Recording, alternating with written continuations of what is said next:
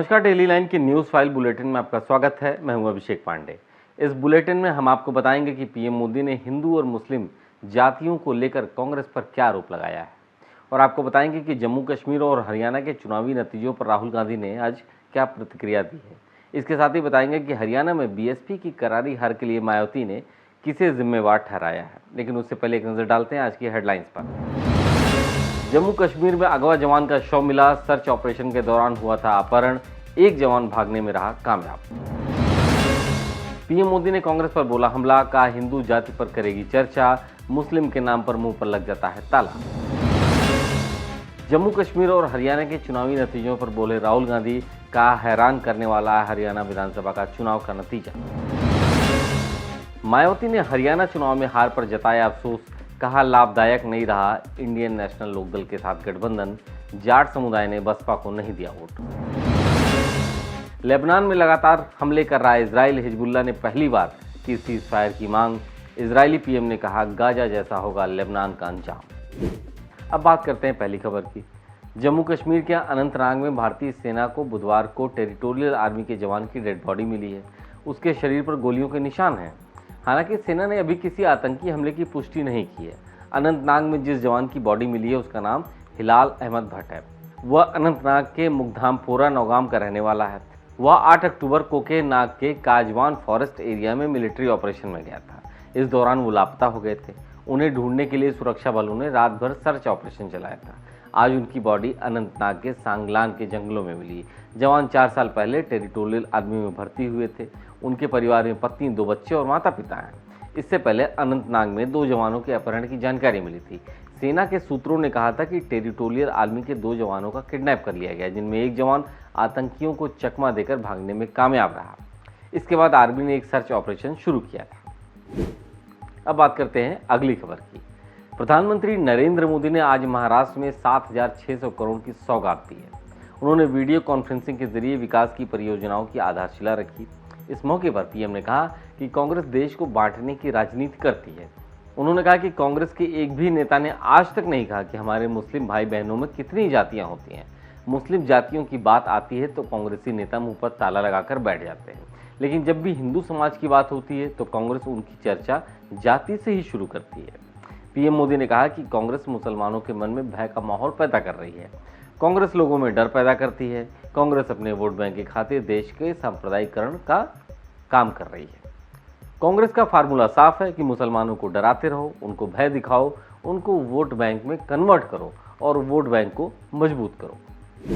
अब बात करते हैं अगली खबर की, जो कि जम्मू कश्मीर और हरियाणा विधानसभा चुनाव से जुड़ी हुई है। दोनों राज्यों में विधानसभा चुनाव के नतीजे घोषित होने के अगले दिन यानी आज राहुल गांधी की पहली प्रतिक्रिया सामने आई है। उन्होंने सोशल मीडिया प्लेटफॉर्म एक्स पर लिखा है कि हरियाणा विधानसभा चुनाव के नतीजे हैरान करने वाले हैं। राहुल ने कहा कि हम हरियाणा के अप्रत्याशित नतीजे का विश्लेषण कर रहे हैं। कई विधानसभा क्षेत्रों में शिकायतें आ रही हैं। हम चुनाव आयोग को इसकी जानकारी देंगे। राहुल गांधी ने कहा कि हम हक का, सामाजिक और आर्थिक न्याय का, सच्चाई का यह संघर्ष जारी रखेंगे। इसके साथ ही राहुल ने जम्मू कश्मीर में इंडिया गठबंधन की जीत पर आभार जताया है। दूसरी तरफ हरियाणा में मिली हार पर इंडिया ब्लॉक के नेताओं ने कांग्रेस की नीति पर ही सवाल उठाए हैं। शिवसेना उद्धव गुट ने अपने मुखपत्र सामना के संपादकीय में लिखा है कि कांग्रेस जीत को हार में बदलना जानती है। अब बात करते हैं अगली खबर की। हरियाणा चुनाव में गड़बड़ी के आरोपों को लेकर चुनाव आयोग ने कांग्रेस अध्यक्ष मल्लिकार्जुन खड़गे को एक पत्र लिखा है। कांग्रेस ने आरोप लगाया है कि चुनाव नतीजों के दौरान वोटों की गिनती जानबूझकर कम स्पीड में की गई। वहीं कुछ नेताओं ने तो ईवीएम तक पर भी सवाल उठाए। इस पर चुनाव आयोग ने आपत्ति दर्ज की है। आयोग ने खड़गे को पत्र लिखा है और कांग्रेस प्रतिनिधिमंडल को मिलने का समय दिया है। आयोग ने कहा कि कांग्रेस नेताओं जयराम रमेश और पवन खेड़ा ने कहा कि ये परिणाम अस्वीकार्य है। देश की समृद्ध लोकतांत्रिक विरासत पर ऐसा बयान हमने कभी नहीं सुना। ये बयान अभिव्यक्ति की आज़ादी से कोसों दूर है और यह वैधानिक और नियामक चुनावी ढांचे के अनुसार व्यक्त लोगों की इच्छा के अलोकतांत्रिक स्वीकृति की ओर बढ़ता है। अब बात करते हैं अगली खबर की। लोकसभा चुनाव 2024 में करारी हार का सामना करने के बाद एक बार फिर से बीएसपी की शर्मनाक हार हुई है। हरियाणा विधानसभा चुनाव के नतीजों में बसपा एक बार फिर से अपना खाता नहीं खोल पाई है और शून्य पर रह गई है। इसके बाद बसपा चीफ मायावती ने जाट समाज पर पूरा आरोप मढ़ दिया।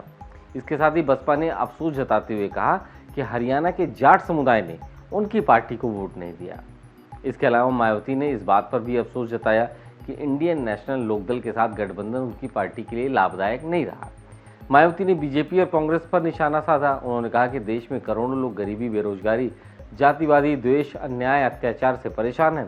वह लोग लाचार जीवन जीने को मजबूर हैं। इससे साबित होता है कि सत्ता पर काबिज रहने वाली कांग्रेस और बीजेपी की सरकारें न तो सही से संविधान वाला ढांचा अपनाती हैं और न ही उस पर वो आगे बढ़ती हैं।